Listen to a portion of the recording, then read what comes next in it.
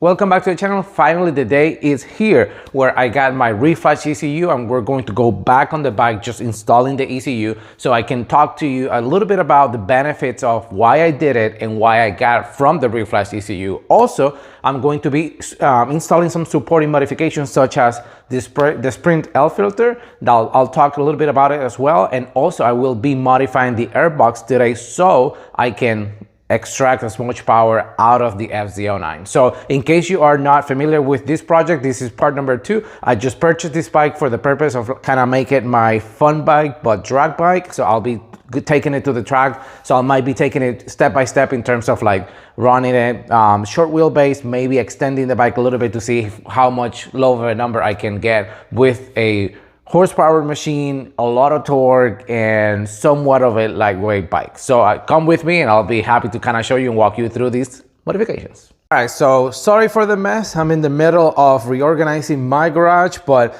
before I start, oh my goodness, I was finally able to get a lift, proper lift for my bike. I know this is a Harbor Freight one, but seems to be, people pretty happy with, results with this one. And of course, the only thing that I've noticed is people are constantly changing the wheel chock at the top of the front just to get some better system than that. One of those kind of ride-on wheel chocks like the one I use on my trailer. So I'll probably be doing something like that. The bike is not strapped in because I'm not gonna be lifting the bike up. I was just actually testing the lift last night, so this is exciting, just so I can have, a dedicated parking. I can move it around and, just to bring the bike up to a better height so I don't have to be on my back working on the bike. So exciting news. All right, so in case you didn't get some of the modifications that I was planning with the bike, first thing I'm going to do is to remove the Airbox again so that I can make the modifications on the Airbox like I mentioned. And I'm also replacing the air filter, which I currently have a high flow air filter, which is just something like OEM paper based, so just nothing high performance. It's just a good filter for daily use. But in this case we're going to be actually changing to a high flow filter one, which is so Sprint filter, they actually have two versions. They have the POA, the F1, and their normal version. In my case I went with the normal version because after reading, I just lost a screw. So after reading and doing a lot of research, like people with, some people claim that there's a lot of horsepower on tap that you're leaving behind if you're not getting the F1 version. But for the most part, people say that they actually flow very well and they both flow about the same. So the difference is significant. It's about 100 and some change bucks just for the actual F1 version of the filter.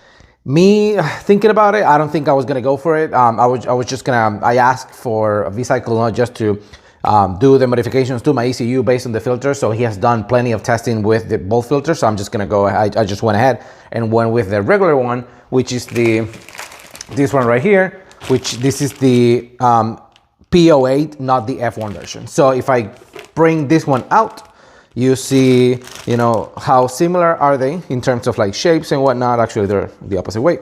So like this. So similar weight, but of course there's a lot of restriction. This is paper, good for filtration, not necessarily allowing the motorcycle to be able to breathe as easy as this material is going to allow the bike to flow. So one of the biggest benefits from this filter is the fact that this filter does not require to be clean or oiled like the K&N filters or some of the other reusable filters. So that's that's definitely a plus. So super easy. Just go ahead and insert your filter like so. Just make sure that's tight at the bottom, and voila, you're done changing your filter.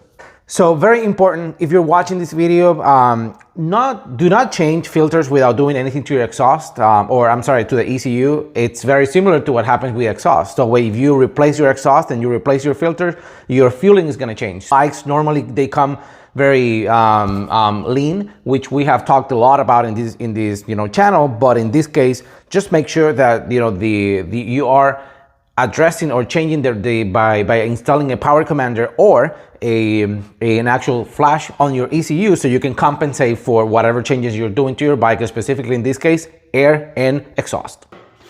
So the second part of this modification is allowing more air, or air to be easily flowing through the airbox as quickly as possible through the filter. And in order for us to do that, this is what they call the snorkel. So the snorkel, we're just gonna be cutting it. You don't have to go crazy and cut it entirely, like flushing here. I'm actually gonna cut it probably like along the lines of this line. There's a line right here, probably from assembly, or maybe just a tad a little bit better, underneath it. This is gonna create more sound when you're opening the throttle, but as well as just gonna facilitate more air flowing through your airbox. All right, so even though I have a Dremel, what if this is the only thing you have home, to do it? Are you not gonna do it and gonna have to run and go crazy trying to find a Dremel in order to do it? No, just, use what you have. And then, of course, this is not gonna leave a super clean cut, although it might. This is pretty mild material, so it's gonna be fairly quickly, and easy to cut. But just cut it, and then we can go back and kind of, clean the edges with a file or something like that. So let's just do it right now.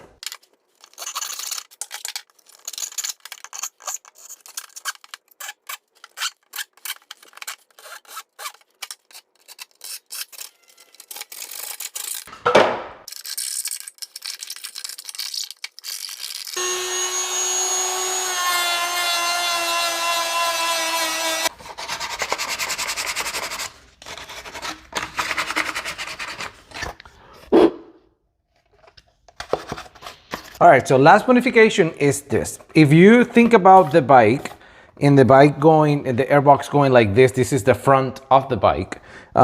This cover, it's actually on top of the tank and kind of sits like this on the bike. So if you see, this is the area, I'm not saying it's blocking, but this is the area where the less resistance, I guess, from air kind of going into the airbox. So if you open a bigger hole in here, which is what people have been doing, and supposedly has some, numbers to confirm, in the dyno actually gets more because it allows the bike to continue to get more air. It's actually by making this opening bigger so that there's less restriction from the bike being able to breathe easier through this hole, which we now cut the snorkel, and it's gonna go get through the filter as quickly as possible. So like essentially more flow. So the modification we're gonna do is just to open this up a little bit, just so we can allow for air go freely and easily through the airbox and through this. On a second thought, I did think to put a little bit of tape so that I can use it as a guide, and maybe I can that way replicate both sides and I have a guide.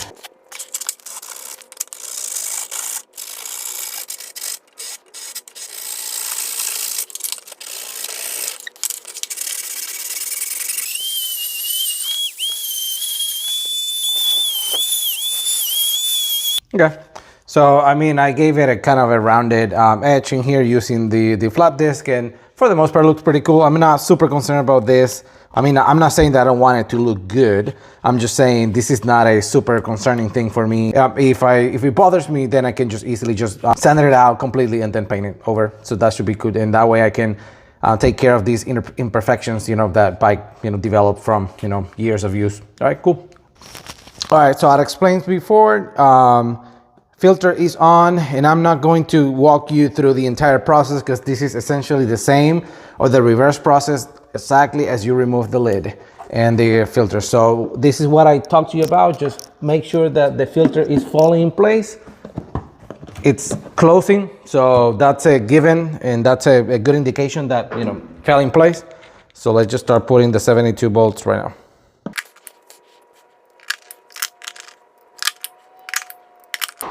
All right, so the final step is now the ECU. So it has been flashed, and David actually, put his signature. He puts his numbers just so he knows kind of date, blah, blah, blah. So this is cool. This is good, and I'm just gonna do this anyway, just because if I ever sell this bike, I'll love for whoever, owns the bike just to know that I indeed modified the ECU, and they can reach out to whoever did it. So I'm just gonna go ahead and put this sticker right here. I don't want to block the actual numbering on the sticker, so not concerned about how it looks. It's more about this. So I'm just gonna set this in here.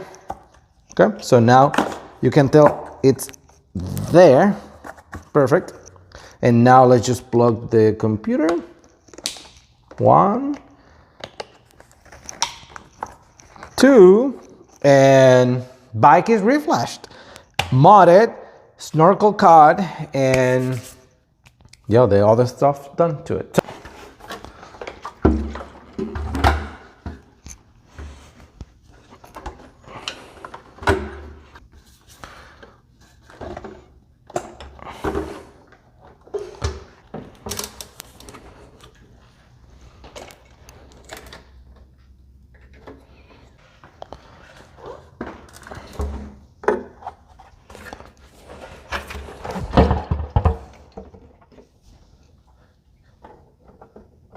All right, so at this point, I do not have anything, fixed in place. Tank is just on the bike, like not even, put it with the bolting here. It's, fairly tight, but, not necessarily, in place.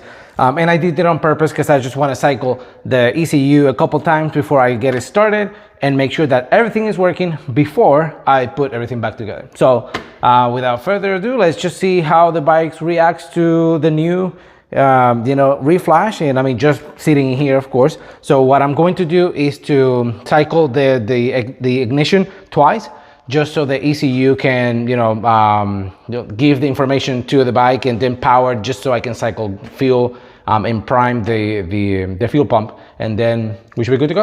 All right, let's do it. Okay. Perfect, so that's one. No errors on the dash, that's a plus, of course. Let's do it one more time.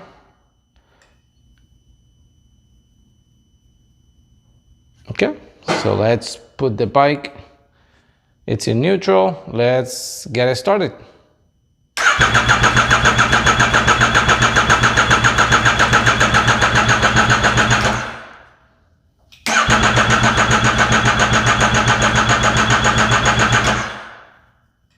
It's not starting.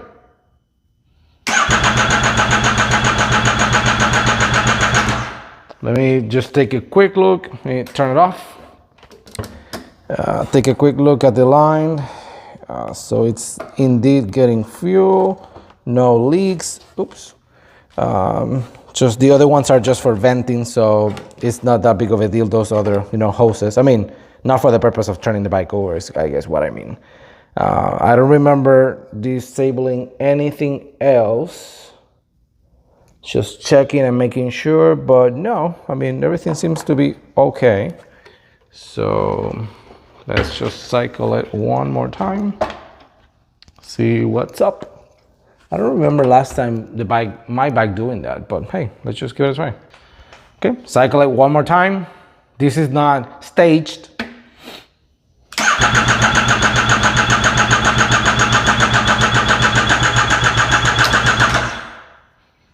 We put in gear.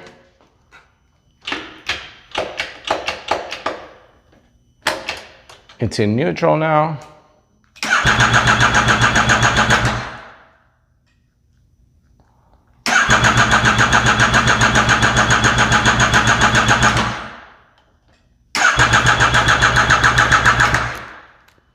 All right, so this is not working. So let's troubleshoot.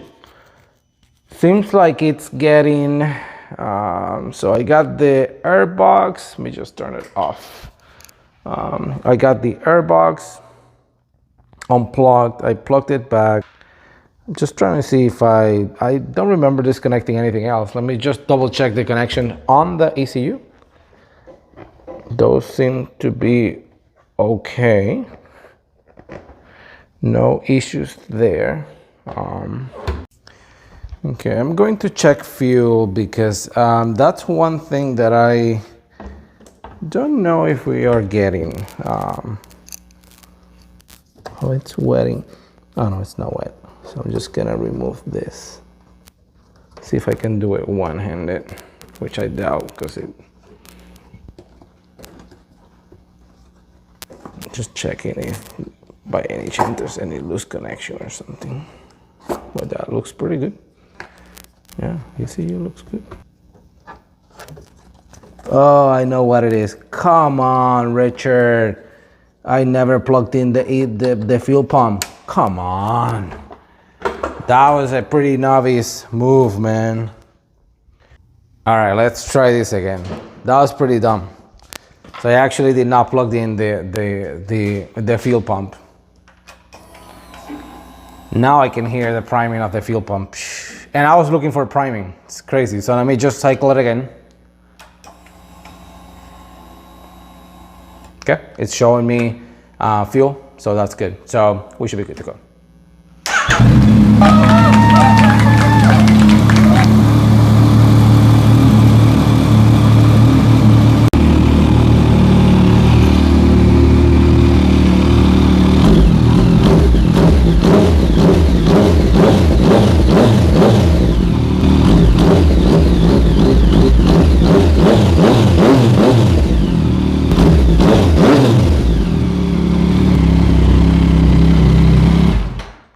This is exciting. I'm very happy about, you know, the way it sounds. I'm very happy about the way, you know, the bike just turned over without me being an idiot about, you know, not plugging in the fuel pump, of course. So anyhow, pretty exciting. I'm just going to be posting in the screen right now all the benefits I'm going to be getting with the ECU Flash. So just to mention a few: raised RPMs to 11,700, no AIS, no more closed loop with the O2 sensor, so you can remove it at this point and then just top it off or block the actual hole, because it's actually going to be running in an open loop based on the ECU parameters that I have been, you know, mapped to it. So more timing just for the purpose of, you know, better throttle response. I also chose to start my bike in A mode, which is the most powerful one, and I chose to have a snappy reaction. One thing that I did not know that Vcycle David actually told me about in the description of the Flash is the fact that all the modes will give you full power at open throttle, which is awesome, because he was explaining or kind of describing to me that you can just put it on mode B if you are on maybe canyon carving, and then you can still have the